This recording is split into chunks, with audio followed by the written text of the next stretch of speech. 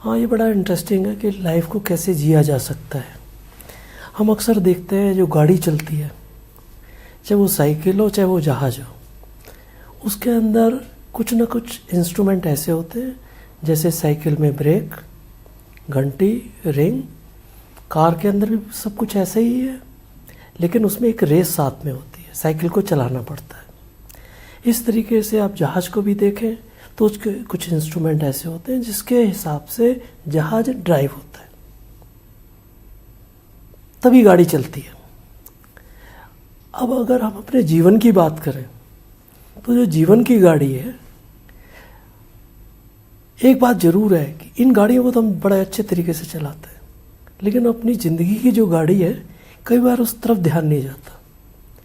अगर हम अपनी गाड़ी को ध्यान से देखें तो हमें सब कुछ समझना पड़ेगा। सब कुछ का मतलब सिर्फ इतना कि जिसको हम संसार कहते हैं या जिसको हम भौतिक विषय कहते हैं, तो ये विषय है, ये हमेशा अवेलेबल रहते हैं। अब इनकी सत्ता जो है विषयों की अपने आप में कुछ भी नहीं है, लेकिन इसकी सत्ता बनती क्यों है? बनती है इसकी सत्ता जब हम इंद्रियों से इसको जोड़ते हैं। जिस तरीके से हम विषयों को इस संसार में देखते हैं और इन विषयों का जो अस्तित्व है वो केवल हमारे इंद्रियों द्वारा प्रकाशित होता है। इंद्रियां क्या है? आँख, कान, नाक, स्पर्श, जीवा। अब अगर इन पांचों इंद्रियों को हम अलग अलग देखें तो सबको अपने अपने रोल मिले। जैसे आँख जब कुछ देखती है तो आँख का रोल आता है, कान कुछ सुनता है तब उसका रोल आता है, जिह्वा कुछ चखती है तो उसका रोल आता है, स्पर्श जब हम करते हैं तो उसका रोल आता है। तो इंद्रियां भौतिक वस्तुओं को प्रकाशित कर रही है। अब अगर हम इन इंद्रियों को अलग अलग देखते हैं तो हमें पता लगता है कि सबका अलग अलग कोई अस्तित्व नहीं है, लेकिन क्योंकि ये मन के द्वारा संचालित है और जो मन है वो सब इंद्रियों को जानता है, वो इंद्रियों के स्वभाव को भी जानता है। अब इससे जब कोई इंद्रिय किसी वस्तु विशेष के लिए आग्रह करती है तो इन सब का मिलना बड़ा जरूरी है, तभी उस चीज को हम लोग जोड़ सकते हैं। अब जब मन को ये पता लगा तो मन को कौन प्रकाशित कर रहा है? इंद्रियां। उल्टा चल रहा है बिल्कुल, पहले वस्तु, फिर इंद्रियां, फिर मन। मन में जब ये इच्छा उठती है कि ये सब चीजें उसे प्रकाशित कर रही है मन को, तो मन उनके साथ में एक तालमेल बिठाता है। ये इतनी स्पीड से होता है कि कुछ पता ही नहीं लगता। अदरवाइज अगर हम इसको अलग अलग करके भी देखें तो कोई भी इंद्रिय अपने आप में किसी चीज की पूरक नहीं हो सकती, लेकिन जैसे ही मन के अंदर ये इच्छा उठती है तो ये इच्छा इंद्रियों को वस्तुओं तक ले जाती है। लेकिन इसका भी अस्तित्व केवल बुद्धि पर आधारित है। बुद्धि क्योंकि मन को और इंद्रियों को जानती है।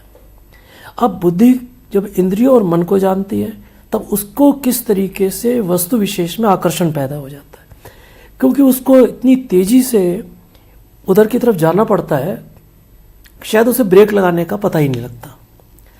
लेकिन बुद्धि के अलावा बुद्धि हमेशा हमें उस जगह प्रेरित करती है जहां हमारी विचारधारा मन से संबंध करती है। अब बुद्धि जो है उसके नीचे एक अहम छुपा है। बुद्धि का जो संबंध है वो अहम से है और अहम के नीचे काम छुपा है। ये जो अहम है ये हमें कर्ता बना देता है। जो अहम हमको जब कर्ता बनाता है तो हम बुद्धि के द्वारा अपने को प्रकाशित कर लेते कि मैं और मैंने किया। तो ये जो अहम है, इनको अगर हम दो चीजों को भी अंदर बांट लें तो एक अहम तो है जिसको हम कर्ता मान लेते हैं, और दूसरा अहम है जिसके अंदर प्रकाश है जो कभी ना समाप्त होने वाला है। दूसरा वो जिसकी सत्ता कुछ समय के लिए होती है, जैसे कोई भी वस्तु।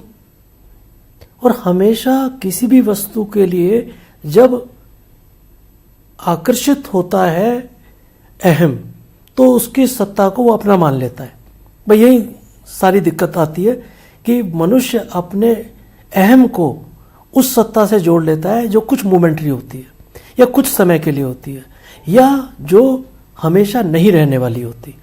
लेकिन दूसरी तरफ एक प्रकाश है जो सतह हमेशा रहने वाला है। इस दोनों के अंदर जब डिफरेंस आता है तब हमको ब्रेक लगा करके, जिसे विवेक बोलते हैं, ये देखना पड़ेगा कि जिस सत्ता के लिए हम अपने अस्तित्व को जोड़ रहे हैं जिससे भी, क्या वो हमेशा रहने वाली है? अगर हमेशा रहने वाले नहीं है तो क्या उपयोग करने वाली है? अगर हाँ, अगर वो उपयोग करने वाली है तो विवेक ने ब्रेक लगाई और बताया कि इसका संबंध कुछ समय के लिए आपके साथ हो सकता है। लेकिन दूसरी तरफ है प्रकाश, जो कभी नहीं रहने, कभी ऐसा नहीं होगा जो ना हो, वो हमेशा स्थिर है। जब हम इस तरीके की दो विवेचनाएं करते हैं तो हमें बड़ा क्लियरिटी होती है एक बात की कि जब हमने इनको दो बांट दिया तो हमारे अंदर से एक प्रेम निकलता है। प्रेम जब तक नहीं निकलता जब तक अहम रहता है। अब प्रेम के निकलते के साथ ही अहम खड़ा हो जाता है। प्रेम के निकलते के साथ ही अहम खत्म हो जाता है। अब प्रेम ये है क्या? प्रेम स्वतः मौजूद है लेकिन अहम से ढका हुआ है। जब भी हम कोई बात करते हैं, हम कहते हैं कि हम काफ़ी अच्छा काम करने वाले लोग हैं, हम बहुत ही प्रोफेशनल लोग हैं, तो उसके अंदर अहम रहता है हमेशा। जब वो अहम रहता है तो उसकी कामना रहती है। अहम की हमेशा कामना होती है और कामना को पूर्ति करने के लिए अहम का इस्तेमाल होता है। इसलिए जब अहम खत्म हो जाता है, कर्ता खत्म हो जाता है, तो स्वतः ही प्रसन्नता आ जाती है। वो प्रसन्नता प्रेम का आधार है। जैसे ही प्रेम होने लगता है, वो किसी भी वस्तु से होने लगता है। क्यों? क्योंकि प्रेम कुछ पैदा नहीं हुआ। प्रेम अहम के खत्म होने से अपने आप प्रकाशित हो गया, क्योंकि प्रेम तो था ही, प्रेम कहीं से लाया नहीं गया। जैसे ही प्रेम प्रकाशित हुआ तो अहम का भाव हट गया। अब जो भी काम उस प्रेम में होगा वो आनंद देने वाला होगा, वो कभी आपको घबराने वाला नहीं होगा, आपको विचलित करने वाला नहीं होगा।